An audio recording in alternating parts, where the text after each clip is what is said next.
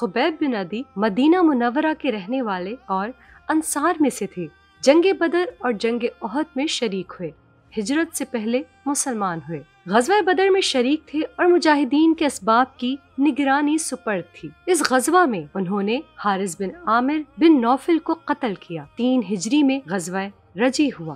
حضرت صلی اللہ علیہ وسلم نے عاصم بن ثابت انصاری رضی اللہ تعالیٰ عنہ کو 10 آدمیوں پر امیر بنا کر جاسوسی کے لیے روانہ فرمایا۔ اصفہان اور مکہ کے درمیان میں حزیل کا ایک قبیلہ لیہان رہتا تھا۔ اس کو خبر ہو گئی۔ اس کے 100 تیر اندازوں نے اس مختصر جماعت کو گھیر لیا۔ 7 آدمی اسی جگہ لڑ کر شہید ہو گئے۔ 3 شخص جس میں سے ایک خبیب بھی تھے زندہ بچے۔ یہ تینوں جاں بخشی کے عہد و پیمان پر پہاڑی سے نیچے اترے۔ تیر اندازوں نے کمانوں کے تار کھول کر ان کے ہاتھ باندھے۔ ایک غیرت مند اس بے غیرتی کو گوارا نہ کر سکا اور مردانہ وار لڑ کر جان دی۔ اب صرف 2 شخص باقی رہ گئے۔ ان کو لے جا کر مکہ کے بازار میں فروخت کیا۔ اسلام کے اس یوسف کو حارث بن عامر کے بیٹوں نے خریدا، جسے غزوہ بدر میں انہوں نے قتل کیا تھا۔ عقبہ بن حارث نے اپنے گھر میں لا کر قید کیا، ہاتھ میں ہتھکڑیاں پہنائیں اور محب کو نگرانی پر مقرر کیا۔ عقبہ کی بیوی کھانا کھلاتے وقت ہاتھ کھول دیا کرتی تھی۔ کئی مہینہ قید رہے۔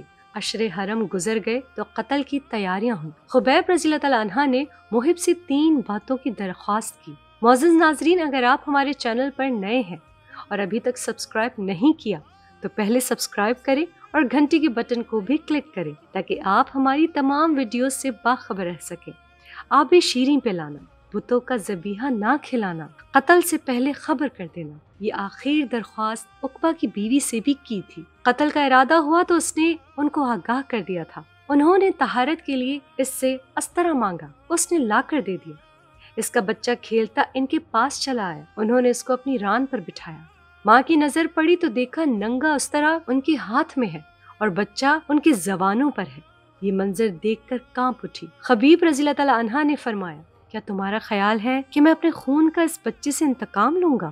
ہاشا، یہ ہماری شان نہیں۔ پھر مزاح میں فرمایا کہ اب اللہ نے تم کو مجھ پر قادر کر دیا۔ بولی کہ تم سے تو یہ امید نہ تھی۔ انہوں نے اس طرح اس کے آگے ڈال دیا اور کہا کہ میں مذاق کر رہا تھا۔ خبیب رضی اللہ تعالیٰ عنہ کی باتوں کا اس پر خاص اثر ہوا۔ کہتی تھی کہ میں نے خبیب رضی اللہ تعالیٰ عنہ سے بہتر کسی قیدی کو نہ دیکھا۔ میں نے بارہا ان کے ہاتھ میں انگور کا خوشہ دیکھا، حالانکہ اس زمانے میں انگور کی فصل بھی نہ تھی۔ اس کے علاوہ وہ بندھے ہوئے تھے، اس لیے یقیناً وہ خدا کا دیا ہوا رزق تھا جو خزانہ غیب سے ان کو ملتا تھا۔ خبیب بن عدی رضی اللہ تعالیٰ عنہ کے قتل میں مشرکین نے بڑا اہتمام کیا۔ حرم سے باہر تنیم میں ایک درخت پر سولی کا پھندا لٹکایا گیا۔ آدمی جمع کیے گئے، مرد، عورت، بوڑھے، بچے، امیر، غریب، غرض ساری خلقت تماشائی تھی۔ جب لوگ عقبہ کے گھر سے ان کو لینے کے لیے آئے تو فرمایا، ذرا ٹھہر جاؤ، 2 رکعت نماز پڑھ لو، زیادہ پڑھوں گا تو کہو گے کہ موت سے گھبرا کر بہانہ ڈھونڈ رہا ہے۔ نماز سے فارغ ہو کر مقتل کی طرف روانہ ہوئے۔ راستے میں یہ دعا زبان پر تھی۔ پھر یہ شعر پڑھتے ہوئے ایک بڑے درخت کے نیچے پہنچے۔ یہ جو کچھ ہو رہا ہے خدا کی محبت میں، اگر وہ چاہے تو ان کٹے ٹکڑوں پر برکت نازل کرے گا۔ اگر مسلمان رہ کر میں مارا جاؤں تو مجھے غم نہیں کہ کسی پہلو پر خدا کی راہ میں پچھاڑا جاتا ہوں۔ عقبہ بن حارث اور مبیرہ عبدری نے گلے میں پھندا ڈالا۔ چند منٹ کے بعد سر اقدس دار پر تھا۔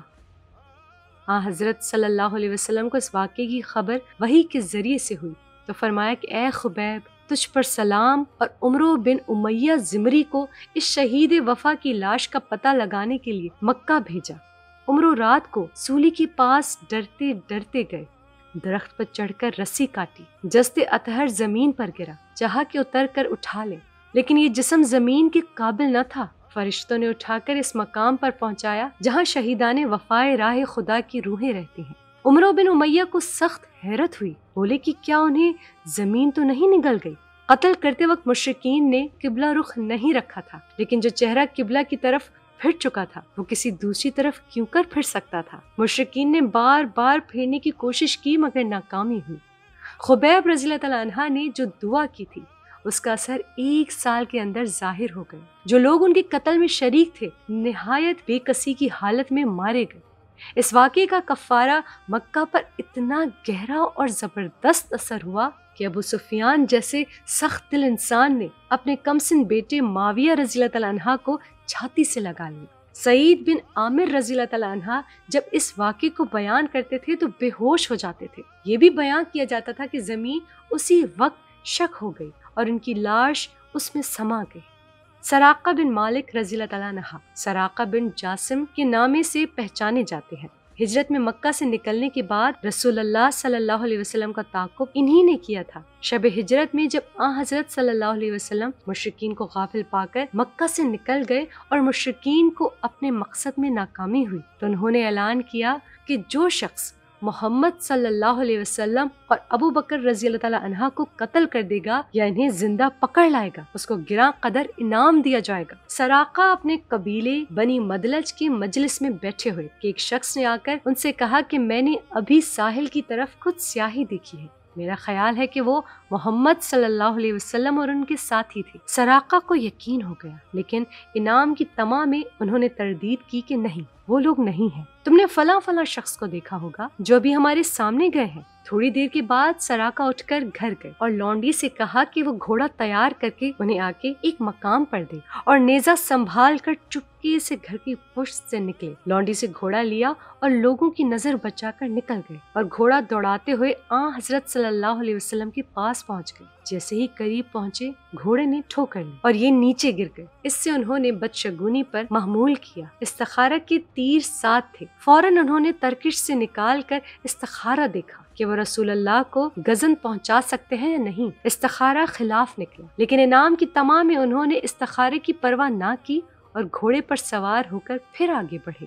اب اتنے قریب پہنچ گئے تھے کہ رسول اللہ صلی اللہ علیہ وسلم کی تلاوت کی آواز انہیں سنائی دینے لگی۔ رسول اللہ صلی اللہ علیہ وسلم ہمہ تلاوت میں مصروف تھے، لیکن ابو بکر رضی اللہ تعالیٰ عنہ بار بار مڑ مڑ کر دیکھتے جاتے تھے۔ اتنے میں سراقہ کے گھوڑے کے اگلے پاؤں گھٹنوں تک زمین میں دھس گئے اور وہ گر پڑے۔ پھر گھوڑے کو ڈانٹ کر اٹھایا۔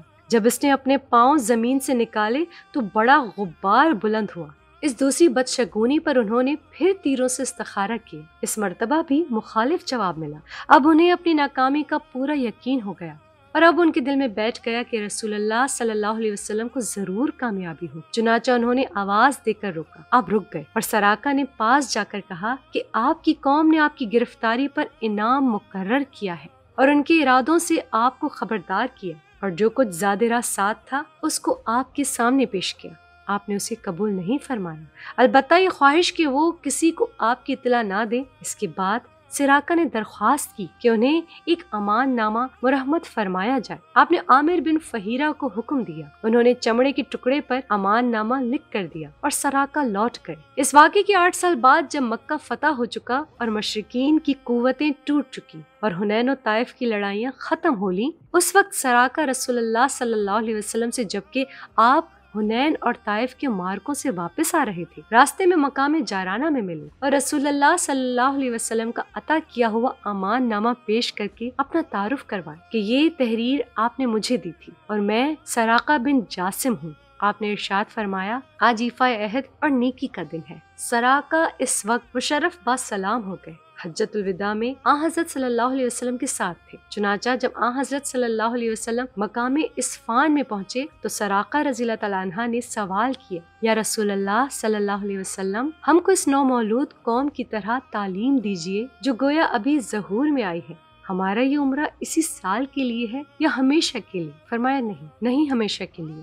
ایک پیشن گوئی، حضرت صلی اللہ علیہ وسلم نے ایک مرتبہ ان سے فرمایا تھا کہ سراقہ اس وقت تمہارا کیا حال ہوگا جب تم کسرا کے کنگن پہنو گے۔ چنانچہ عمر رضی اللہ تعالیٰ عنہ کے زمانے میں جب مدائن فتح ہوا اور کسرا کا خزانہ مسلمانوں کے قبضے میں آیا اور کسرا کے ملبوسات عمر رضی اللہ تعالیٰ عنہ کے سامنے پیش ہوئے تو آپ نے سراقہ کو بلا کر کسرا کا تاج ان کے سر پر رکھا اور اس کی کنگن پہنا کر اس کا پٹکا ان کی کمر میں باندھا۔ اپنی دعاؤں میں بندہ ناچیز کو یاد رکھنا۔ اگر آپ کو ہماری آج کی ویڈیو پسند آئی ہو تو سب سے پہلے اس کو لائک کریں اور اپنی رائے کا اظہار کمنٹ سیکشنز میں کریں، اور آپ سے ایک بار پھر درخواست ہے کہ ہمارے چینل قلب اسلامک کو ضرور سبسکرائب کر لیں اور ساتھ ہی لگی گھنٹی کے بٹن کو بھی کلک کریں تاکہ آپ کے پاس ہماری آنے والی مزید ویڈیوز کا نوٹیفیکیشن ملتا رہے۔